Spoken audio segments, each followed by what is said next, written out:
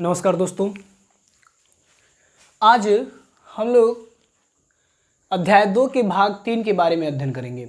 इसके पिछले टर्न पे पुष्प की संरचना, एक आवृतबीजी पूर्ण पुष्प की संरचना हम लोग जान चुके थे पहले भाग में, तथा उसके बाद पुमंग के बारे में जान चुके थे। आज हम लोग उसके मादा भाग यानी पुष्प के मादा भाग के बारे में अध्ययन करेंगे।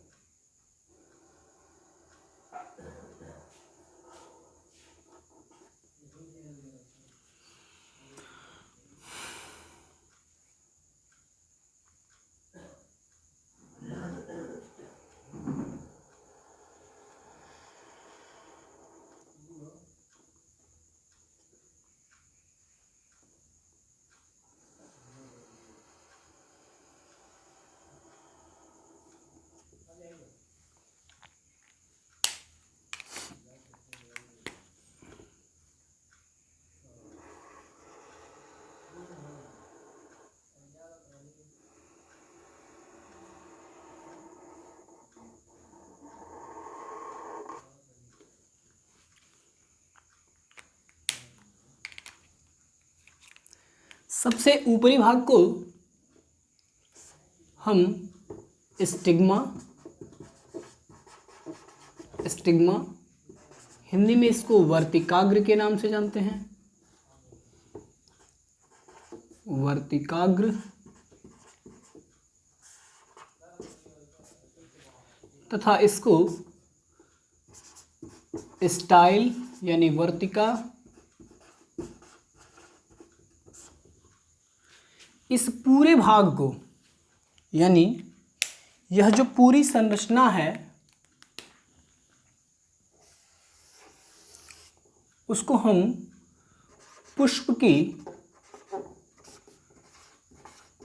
की मादा भाग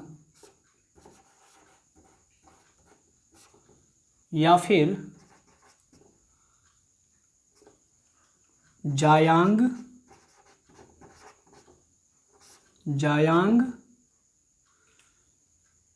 या स्त्री केसर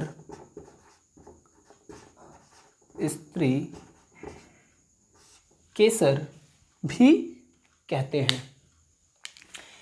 जायांग जब बहुत सारे होंगी, है ना, इसमें बहुत सारी भाग होंगी, ऐसी पतली पतली संरचनाएं तो वो होंगी। और स्त्री केसर एक की बात हो रही है। जैसे वहां पे पुमंग बहुत सारे थे लेकिन एक का हमने अध्ययन किया था, ठीक है। अब इसके बीच में आपको पता था कि बीजांड पाए। जैसे पहले की जो संरचना थी, आप कुछ ऐसे संरचना पुष्प की बनाए थे।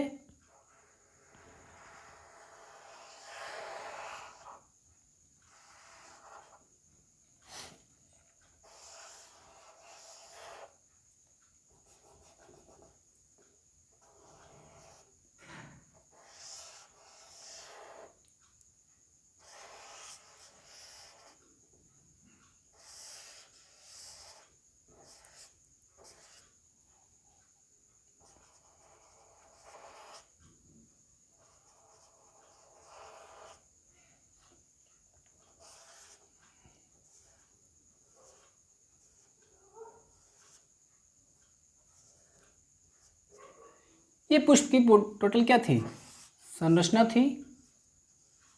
ठीक है, तो अब यहाँ पे इसी यानी बीच वाले भाग को हमने यहाँ पे दर्शाया है, जिसको ऊपर वाले को स्टिग्मा यानी वर्तिकाग्र तथा उसके ठीक नीचे दबी हुई यानी कंडेंस संरचना को वर्तिका के नाम से जानते हैं। इसके बीच में जो संरचना होती है यानी ये जो बीजांड पाई जा रही थी, अब यहाँ पे हमने उसका परिपक्व जायांग की संरचना बनाया है। एक परिपक्व जायांग की संरचना यहाँ पे हम दर्शाए हैं। ऊपर वाले को चलाजा कहते हैं।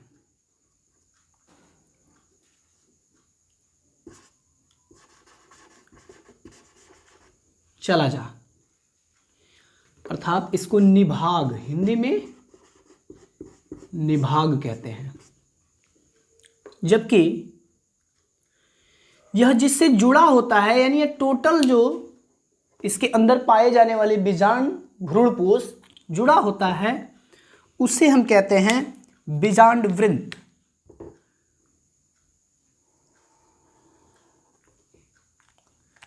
ठीक है, क्या कहते हैं, बीजांड वृंत, बीजांड वृंत, जिसको फ्यूनिकल कहते हैं, FUNICLE, फ्यूनिकल। ठीक है, इसको थैलमस कहते हैं।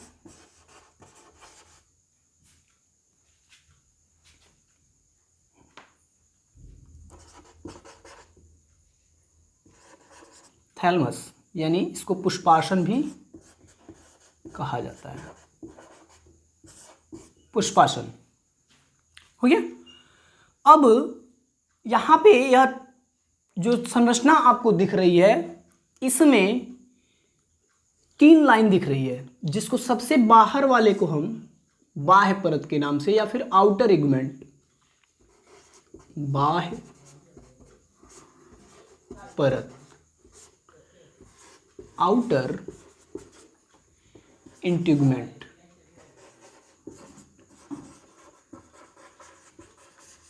ठीक है, आउटर इंटीग्मेंट कहते हैं। यह अधोस्तरीय कोशिका की बनी होती है यानी हाइपोडर्मल सेल्स की बनी होती हैं। यहां पे मैं इंडिकेट कर दे रहा हूं, हाइपोडर्मल सेल्स की बनी होती हैं। अंदर वाले को हम अंतः आवरण, अंतः आवरण के नाम से जानते हैं, जिसको इनर इंटीग्मेंट,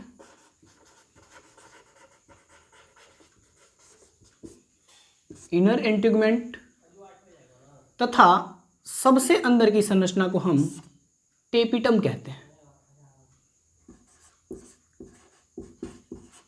टेपिटम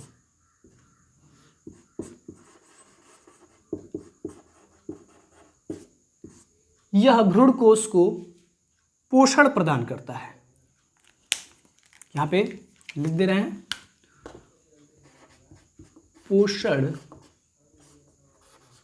प्रदान करता है।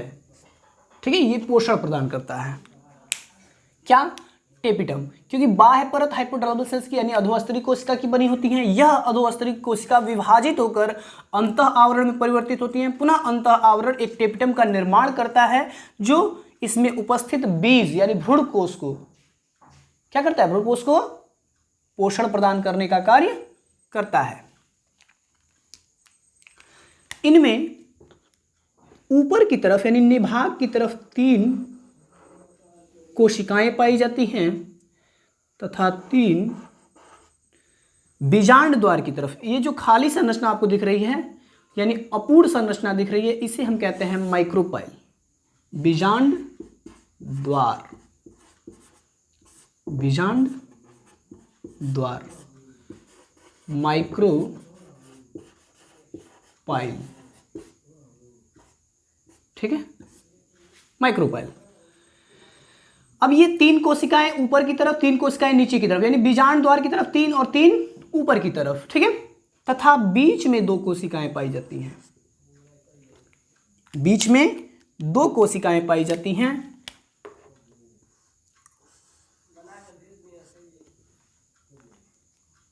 हो गया।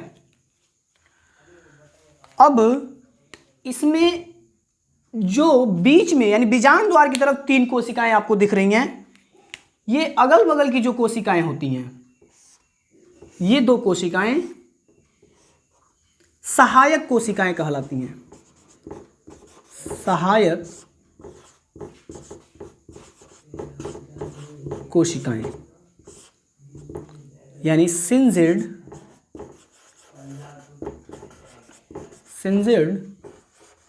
सेल्स। हो गया। बीच वाली कोशिका अंड कोशिका कहलाती है।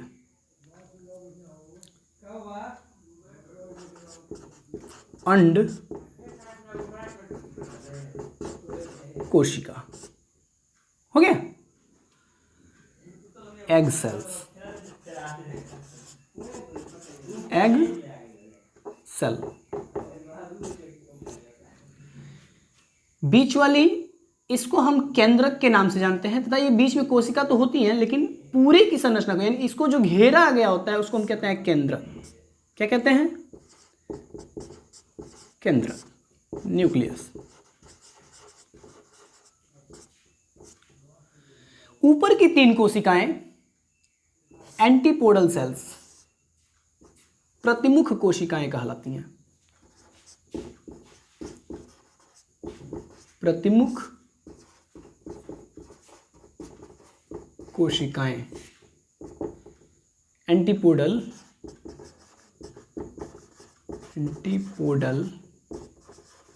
सेल्स। तो ये पूरी की पूरी जो संरचना है वह यहां पे मैं लिख दे रहा हूं जायांग,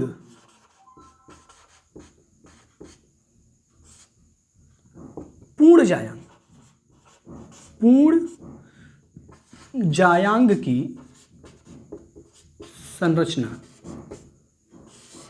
बिल्कुल समझ में आएगा। आप समझने की कोशिश तो करिए इसको, इसमें कुछ नहीं रखा है, ठीक है। एक बार आप इसको देखिए, वीडियो देखिए, देखने के बाद समझिए थोड़ा बहुत और उसके बाद से प्रयास कीजिए बनाने का, बिल्कुल एकदम समझ में आएगा, ठीक है।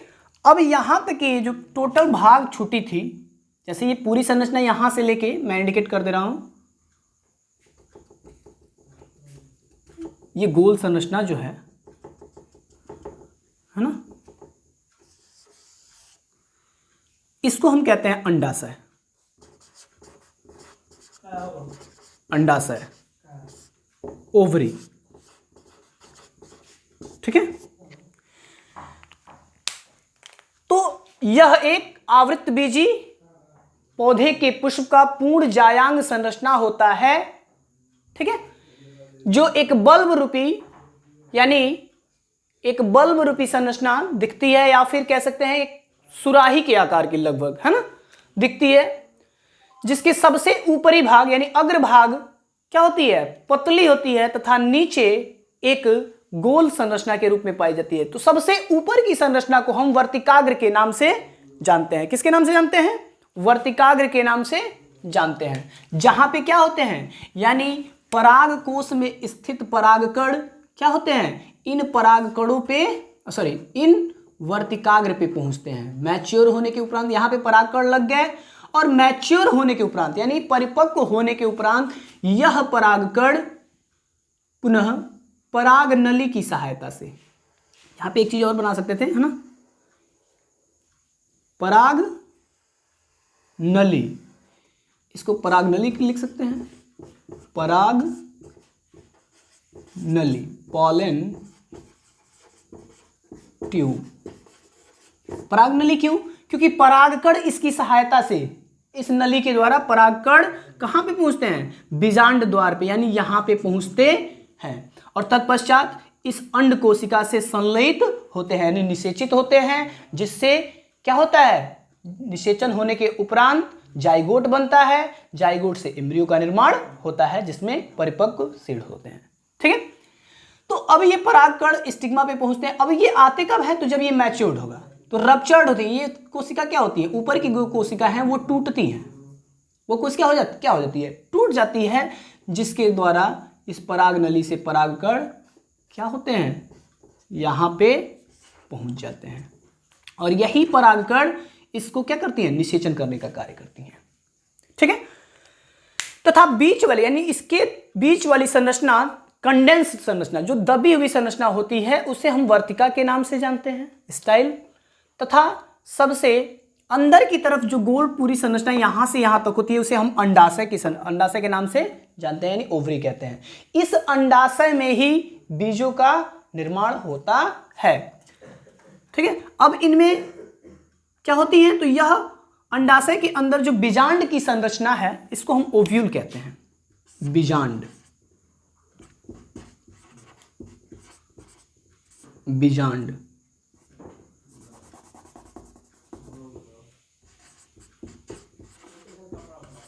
बीजांड, ओव्यूल, है ना। तो बीजांड की जो संरचना होती है परिपक्व बीजांड की, वह क्या होती है, 3 परतों में बटी होती है, बाह्य परत, अंतः परत और टेपिटम। बाह्य परत जो होती है वह हाइपोडर्मल सेल्स की बनी होती है, यानी कोशिका, अधोस्तरीय कोशिका की बनी होती है।